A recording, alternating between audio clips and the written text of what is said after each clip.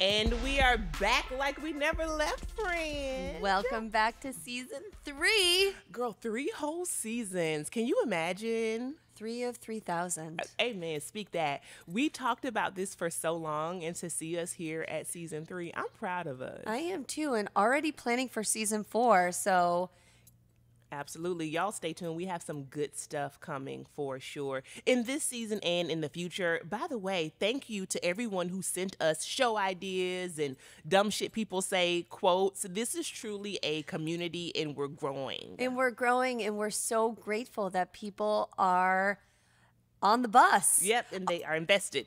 On the bus. Also, On the bus. Oh, see, I almost missed that. Yeah. Thank y'all for being on the bus. And we're going to talk more about that in today's topic, which is I'm in love with a bus driver. would you date a bus driver? Would you date a bus driver? Would you marry a bus driver? Would your wife a bus driver? Because there's a lot of things I might do with a bus driver that, fall short of marriage. So let's see. We're going to Let's explore see. all the things. But first, let's talk a little bit about what's been going on. What have you been doing since season 2? What have I been doing? I have been traveling literally all over the world. I spent a week in Morocco, and then I spent a week in Santa Fe, New Mexico, my first time in the Southwest. I got to visit Native American land. Well, all of the United States is Native American land. Touché. But I was able to visit the Taos Pueblo, and that was so dope. We took the high road from Santa Fe to Taos, and so we're literally riding through mountain peaks with snow on the ground. It was life-changing. It really was. That's amazing. I'm still waiting for the healing dirt you said you brought me. Oh, shit, I forgot to bring your healing dirt.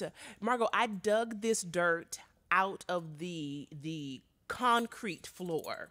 It is a small portion that has been broken out in one of the oldest churches in America. And we actually saw people taking the pilgrimage to the church on Good Friday when we were there. And it was just, evidently millions of people take this trip, and we just happened to have been there on that day, which I think is a big sign. Mm-hmm. So I didn't bring you your dirt, but what did I bring you from the trip to Santa Fe? So amazing. Tashira made with her own 2 hands, a glass blown paperweight Yeah. that is now has this place right next to my bed with all my books. And it's Yeah. amazing. And it's like, has that swirl of color. Yeah, I picked the I mean, colors. it's very professional. Yeah, I picked the colors. I blew the glass. It's really a very Handmade. sweet. Just Birthday. professional. Just Amazing. So many adjectives can describe how great it is. It was amazing, and I'm so thoughtful. I'm so happy and you liked I'm, it. I really, I really- risked my life to make it, Margot. Thank you. You didn't have to do that, but thank you. Okay, you're welcome. Yeah. So What about you? since filming season 2, I experienced a few new things myself. Nice. But a lot of them were by proxy. Okay. But still similar joy. So I saw my baby in a foam party. Oh, I got that picture. Yes. We went to Mexico for a February break, and my daughter threw herself into the children's foam party. Yeah. And it just brought me back to how I was never invited to it. No, it made me so happy to see her kind of sitting in her joy in Yeah. this phase of her life and letting herself dance and be free and make friends. Yeah. And it was so powerful and special to bear witness to that. We took a beautiful, our family vacation, which we're trying to do more of in this kind of tender phase that our family's in. And so I felt so grateful that we were able to do that. Yeah. And I've been building my own business, which Yep. is busy and going well. And we're going to talk a little bit about that in future episodes. But following in your footsteps and your advice and love and support, I've taken the plunge, and it's good. It's up and it's stuck, my G. Yeah. And we took a road trip Yep. to you. Yeah. We took a road trip by train along the Northeast Corridor. Let me just say, I love train rides. I It's my love- favorite form of transportation. So I love train rides too, and we have this new trick now that we took 4 trains. Okay. We flew to DC, then we took a train from DC to Philly, Philly to New York, New York to Boston. Oh, gotcha. And a couple things that I noticed along the way. One, I didn't realize how close DC and Philly were. Oh, and yeah. then Philly and New York. Oh, yeah. So that was actually exceptional planning because those are easy train rides. Yeah. So I just had assumed they were all kind of Boston to New York distance. Oh, no. Mm-mm. So that was interesting. And then we figured out that if we go in the silent car, the kids can't talk. Parents, take note. It was amazing. Every time my children tried to talk to me, I'm like, shh, quiet car. They'll kick us off the train. It was beautiful. It was amazing. Can I say my highlight from that was, of course, seeing your whole family, seeing all the kids, but it's also Mari, who is my spirit animal, your 3-year-old. Mari showed up in DC with a watermelon hair clip that was always just right on a single strand of hair in the middle of her head. She had on Paw Patrol headphones that were plugged into nothing. Mari had on a sun hat. She had a long sleeve shirt, a tank top dress, and tights. And it was like 85 degrees. And every day it was multiple layers of competing patterns, silhouettes, and she just was, going through life in the world, being her best layering self. is her thing. It's her specialty, and I took note. I mean, this child is going places in the fashion industry, and I'm so happy to see it. And it's a privilege to be her mother. Yeah. So now it is the time for dumb shit people say, and we're back to someone we've actually discussed previously, one known as George Santos. Now you all will remember him as the complete fraud and phony, who just, was able to scam his way into Congress by saying a number of false things, like the fact that his grandparents, who I think are Catholic, died in the Holocaust. I'm confused because he said he worked for, there's so many. He said, I think he worked at Goldman Sachs. Oh, yeah. Or that he had gone to Harvard. Yes. He just lied. He just completely lied. And the problem is with this is not only did he lie and scam his way into Congress, but that Republican leaders were aware of the lies and did not demand for him to step down. So here's what has happened. Now he's been brought up on fraud charges, among many other things, okay? We have a 13-count federal indictment. He, of course, has pled not guilty. He said he will not resign. And in fact, what he said is, this is the beginning of the opportunity for me to defend myself.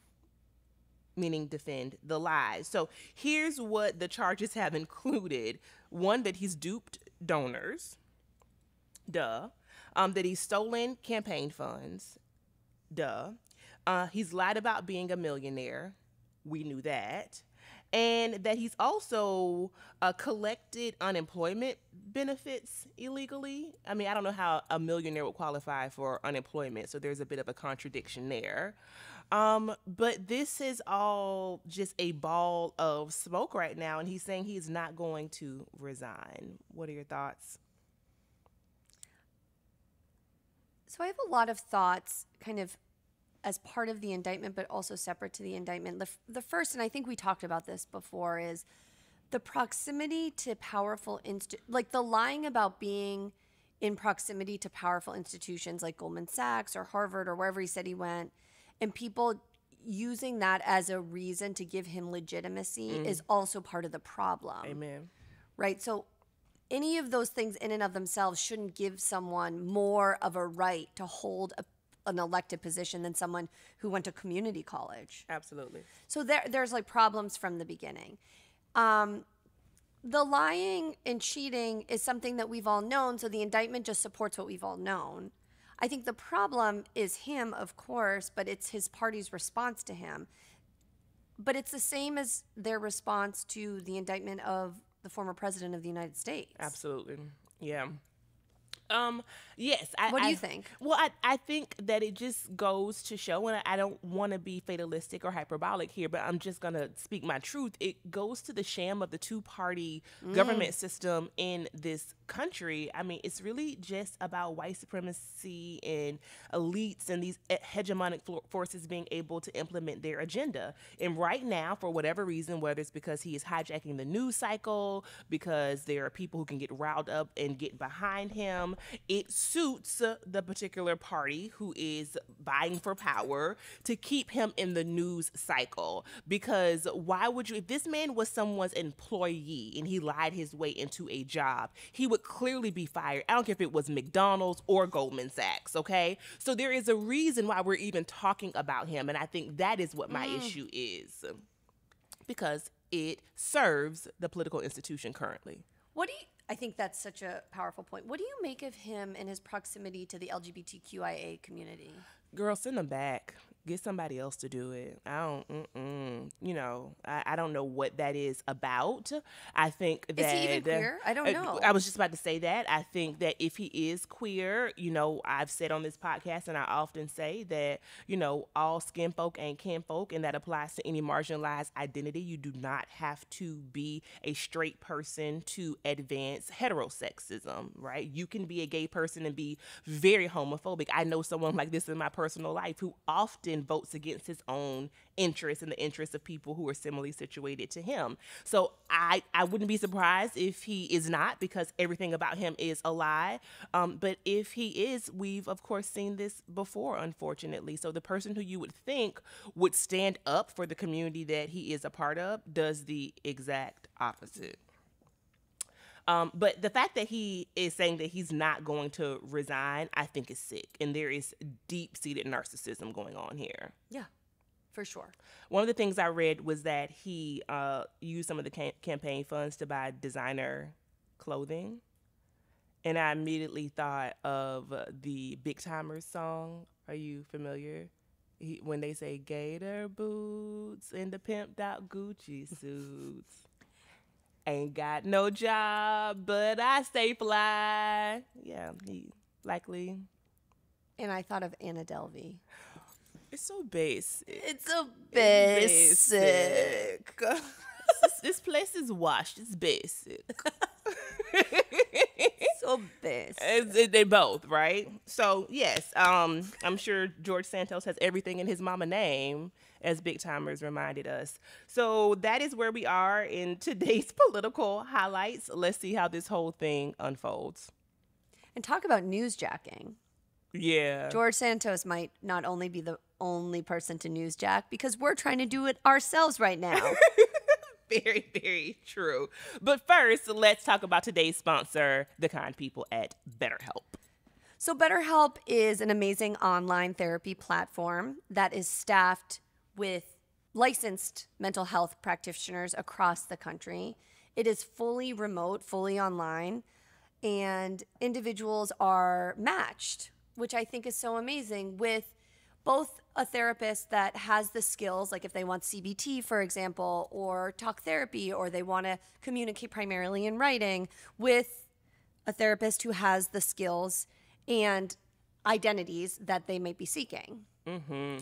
I myself see a therapist through BetterHelp. It is a platform that is so easy to use, as I've shared with you before, Margot. I'm just so impressed by the way that I receive follow-up emails and reminders about my appointments. I've chatted with my therapist within the app, and the fact that these are licensed clinicians and mental health professionals, I think has given me a certain ease of mind that I definitely need as I just navigate life at a big age.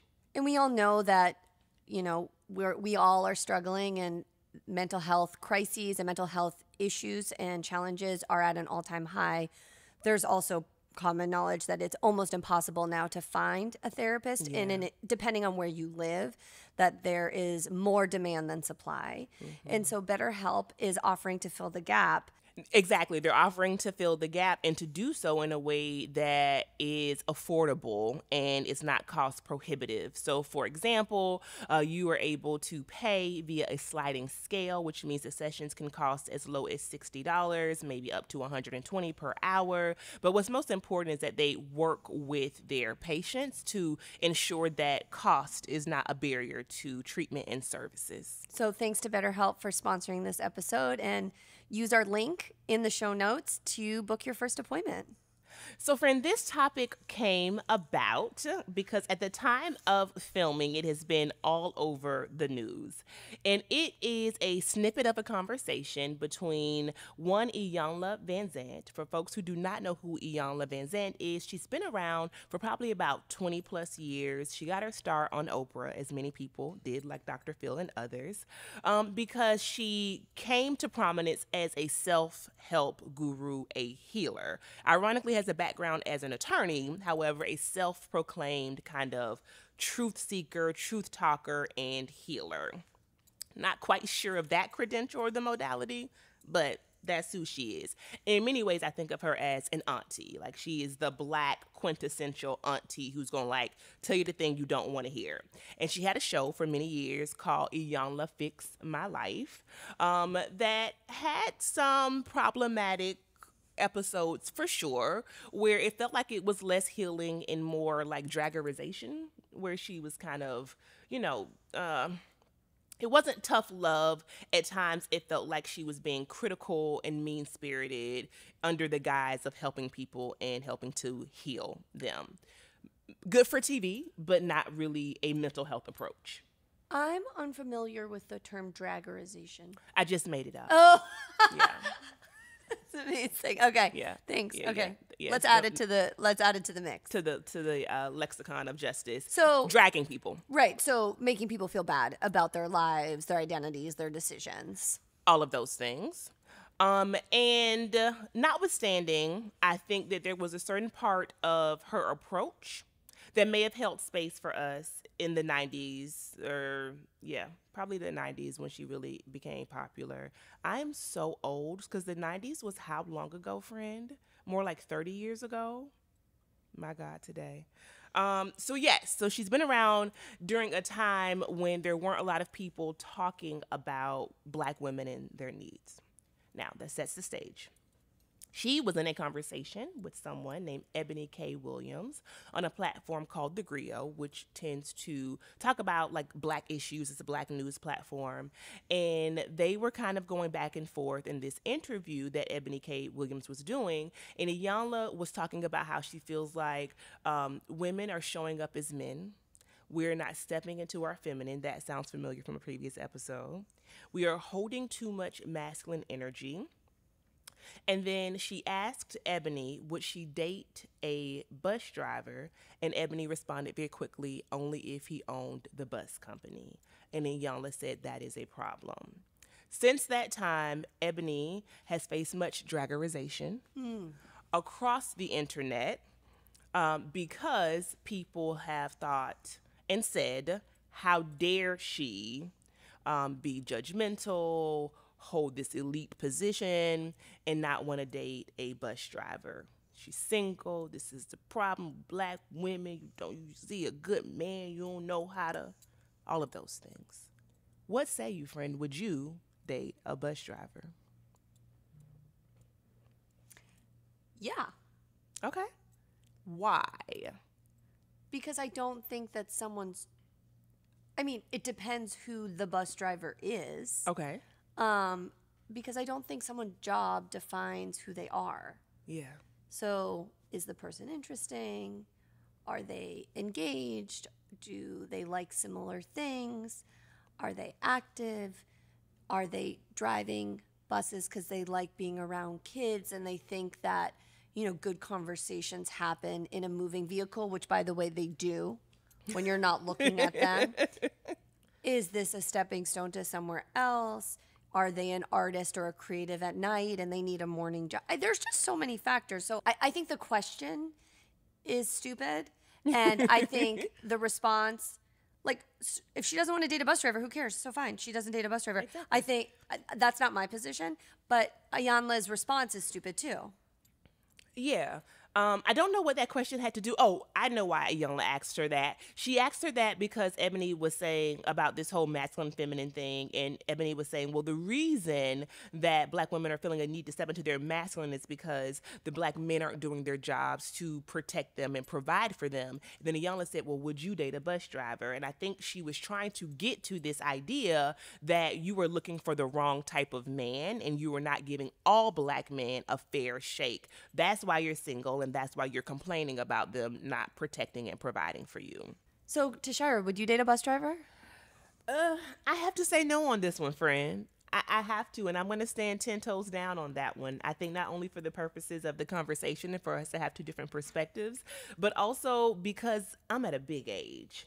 And I feel like I have done a lot of just kind of being open and allowing people into my life no matter where they are, no matter who they are, because it was more important for me to be loved than it was to find a partner who I could grow with and whose values I accepted and I felt were in alignment with mine. And it doesn't mean that a bus driver does not have those things. Our values may definitely be aligned. But there are certain assumptions that I think we all make about particular careers that if I am being honest with myself, I'm not interested. I definitely think that I want someone who has a particular flexibility that the bus driver may not have. I want a particular lifestyle that the bus driver may not have, and we can dig deeper into what assumptions I'm making and what that all really means. Well, I think it's interesting because it makes me think of, are there individual professions that are just off the table in terms of like who you would be intimate with? And you know, while I'm not sure about the bus driver for me, I would never ever date a corrections officer. Oh, fuck 12 all day. No, we're not doing that. I would never. Oh, bitch. Never. I don't care if you the PO, if you work in the cafeteria down at the jail. No, thank you. I would never date a police officer. First of all, my life borders criminal activity every single day. See, I have a lot of judgments about corrections officers because I think many are violent and want to be police officers who can't pass the exam and bring drugs into jail and get other people in trouble. Well, I mean, there's that. And prey on vulnerable people. So, but I would never date a corrections officer. And so I think as we have this conversation, we can be really honest about some of the biases we hold about certain professions, bus driver being one of them. Yeah. Oh, yeah, for sure. Very good point. So I think that this is a class issue. Oh, for sure. Right? Or assumptions around class. Yeah. And I think the question that hasn't been asked, but is like the glaring elephant in the room, is would a bus driver date me? Talk about that. So I don't have experience dating a bus driver. And, you know, I'm just going to say one other thing about people who drive for a living, that sounds horrible and bad for the body. So I'm just going to put that out there. That so now I got to rub you down with Ben Gay and Tiger Balm when you get home. I don't got time for this, okay, Margot. So, I'm trying to have a cocktail. So I have dated someone who I really loved at that point in my life, who did not have a stable 9-to-5 job. Okay. It was much more haphazard. It was not consistent. There was a lot of financial insecurity. And I didn't have an issue with it. Okay. At that point at all. I really loved him. But he had an issue with me. In what way? A class issue. That he made all these assumptions about me and what I wanted and what I needed, or that weren't true. Yeah. Or about my lifestyle or about my family that were actually just blatantly not true. But it became such an issue for him to be in community with me. And it was when I was in law school. And like my friends from school, and it became impossible to spend time together. Yeah. No, I dated someone like that too. I'm so happy you pointed that out. Yeah, I mean, and actually she was the first woman who I dated seriously. And great, smart, but she wasn't an attorney and she hadn't finished college, and I think she felt a way about that. And she always would tense up around my friends. She wouldn't speak. She had nothing to say. She would kind of like want to hide in the shadows. Same. And then afterwards, I know it was an insecurity. She would like make fun of my friends and the things that they were talking about. Or me.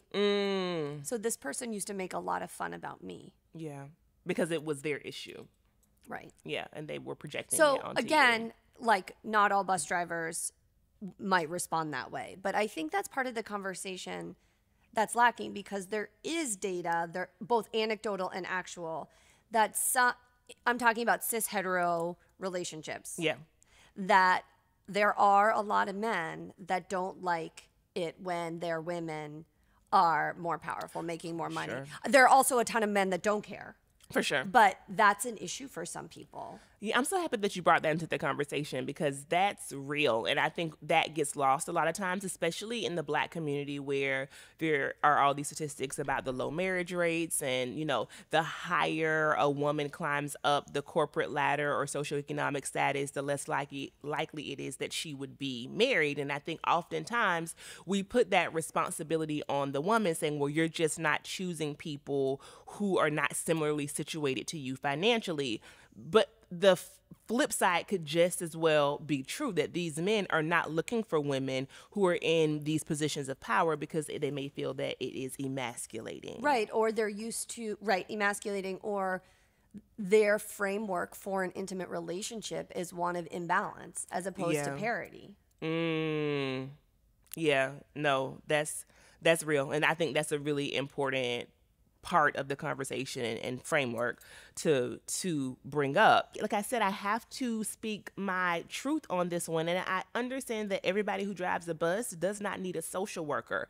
I just know that I have social work tendencies, right? I just know that there are certain things that if I allow into my life, I am going to try to fix. I am not healed beyond my tendency towards codependency. And so what I have found is that I need someone who is much more stable and similarly situated to me in order to like not feel like I have to fix them. And I don't have to fix anybody. Right. So this is my issue.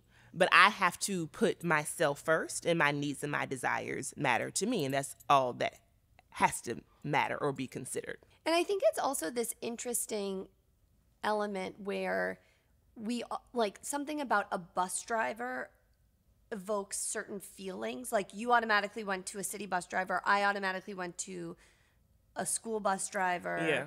What about like long haul drivers? Yeah, a Greyhound bus driver. Like I would never date someone who did those long hauls across states. Yeah, no matter what the job is. No matter how much they made or how high they were. Right, that's unsafe. You're away for days at a time. That's like not a lifestyle I want. And so let's like talk about the different variations of certain professions, and that certain lifestyles don't work with people's lives.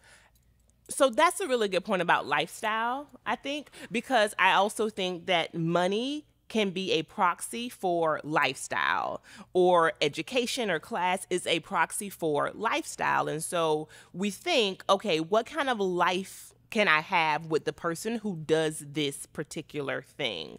And the interesting part is I was talking about this recently with someone, and she mentioned, well, I would date a bus driver. I would date someone who does a number of things, because for me, it's more about a threshold. Like, if you can pay your bills, that's all that matters, because I know that I have the rest. Now, this person is queer and sees her role as someone who is very giving and has no problem with kind of picking up the slack or like holding their partner down in a relationship from the beginning. I'm not there anymore. I've done my work. I've done my time. No, thank you. No, ma'am. No ham. No turkey. Like, no, ma'am. No ham. No turkey. I love that. Shout out to Elle. My cousin Elle says that all the time. But yeah, I understand why she would have that position, and I think that's great, right? No matter what city you were in, there has to be some kind of threshold by which you feel like you can live comfortably. I don't have to come into your life and like pay your light bill, for example. But her position was, if I want to travel out of the country and you don't have it because you're the bus driver, no worries, babe. Like, I got us. I think that is a special and a wonderful mindset to have. It is just not mine at this time. So I also wonder if some of this is dating in a big age. Because I have not, honestly, and this is my experience, my privilege, my truth, had to think about some of these things because I was a child bride. You were not. You always say that, which is so funny to me. No, I wasn't a child bride, but I met my husband before the big realities of adulthood had set in. Okay. And we learned to navigate them together. So where we are now in terms of both of our professions, financially, familially, is very, very different than when we met when he was 24 and I was 25. I can say, like, yes, I date a bus driver, but a lot of people are going to come at me and say, you have no idea what you're talking about, Margot, and they're not wrong. And so I'm wondering if it's less about the bus driver and more about the expectations we hold about the type of relationship we want to have and what works with our needs. Absolutely. And those needs are ever changing because if I'm being transparent, as I mentioned, there were times in my life where, of course, I would date a bus driver or someone in a similarly situated field, right? It is, again, about class. And while I was on this kind of upward trajectory as far as my career was concerned, that doesn't mean that I didn't almost get evicted from my home, that I didn't get my car repossessed, that my lights weren't cut off. It doesn't mean that at one point in law school that I didn't receive like food stamps and public assistance, that I wasn't on Medicaid. And so I have lived probably every type of like class dynamic almost that you can imagine that is afforded to people in a capitalist white supremacist society, right? I am an anomaly in that way based upon where I came from. So I completely get it. It is because I'm now at a big age that I have been, I think, really clear about myself unapologetically about the lifestyle that I want and the needs that I have. And so I don't think you're saying you wouldn't date a bus driver. I think you're saying you wouldn't date someone who doesn't want to travel. You wouldn't date someone who doesn't have a passport. You wouldn't date someone who's working nights. Yeah. Right? You wouldn't date someone who doesn't have a responsible outlook about saving in the future and planning for retirement. Very true. That is, I believe, independent of a job. Of the career. Yeah. No, that's fair. Because you can have a six-figure paying job and not have any of those things and actually be quite fiscally irresponsible. Right. And you can have a very mundane job and have this vibrant, outside, creative, intellectual life that involves travel and thought leadership and the arts, which I believe are important to you. Yes. That are not correlated to the 9-to-5 job that they have. For sure. Yeah, I think that is a great way to summarize it for sure. That as we are thinking about these things, especially with dating at a big age, maybe where we should start the conversation with ourselves and with potential partners is around what our non-negotiables are. I had a therapist use that term with me one time. And what are the things that we may be able to negotiate? So for some people, travel may not be a big deal to them, maybe as far as like their partner's schedule, as you mentioned. For other people, maybe, as I mentioned with this friend, the financial part's not a big deal because they have no problem with standing in the gap. So, for example, so I have people in my life who don't go out to eat. Like at all? That would be a non-negotiable for me. Yeah, for sure. Because I enjoy being in community and eating and celebrating food. Yeah, for sure. Right. So, like, say your bus driver was only eating chicken and rice. You're right. Right? But made a lot of money. Yeah. Like, that wouldn't work. It would not work. It is about matching and meeting needs. But don't you feel like that also has to start with like us understanding ourselves better? And like you said, unapologetically. And some of those things might be material. And that's okay, and in my that's opinion. Okay. Right. And that's okay. I think we're taught to feel bad about our non-negotiables, particularly as women and people who identify as women, if those non-negotiables have any impact on any of the outside world, Yeah. right? And That's the patriarchy. it is.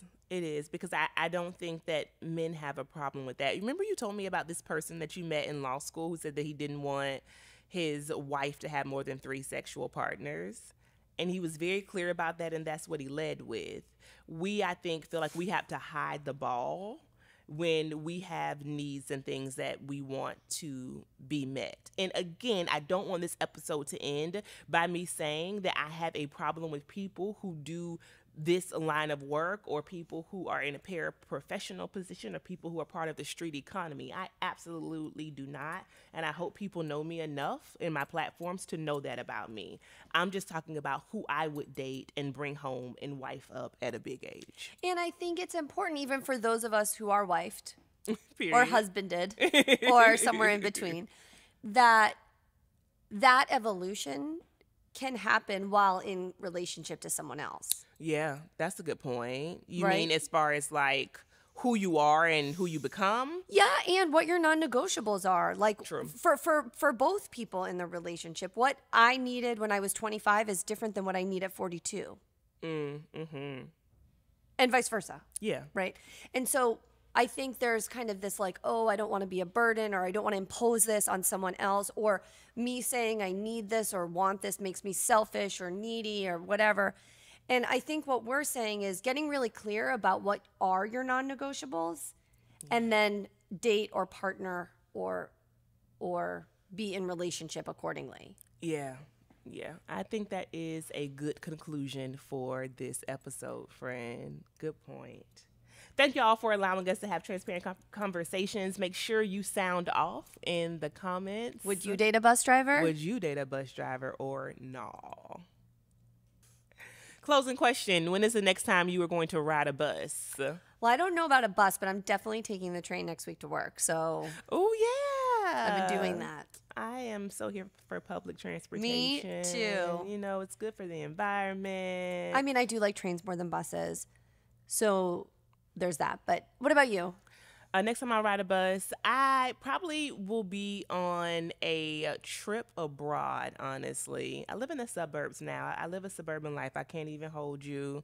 Yeah. And not that I drive everywhere. I just tend to stay in the... No, but I stay in the house a lot, people. Okay. I'm a solopreneur. I'm at home. But I love taking public transportation abroad. And me and my mom rode the city bus when we were in Lisbon, and that was cool. So I go to Greece in October, so we'll probably hop on a bus then too. That's amazing. Thank you all for listening. We will chat soon.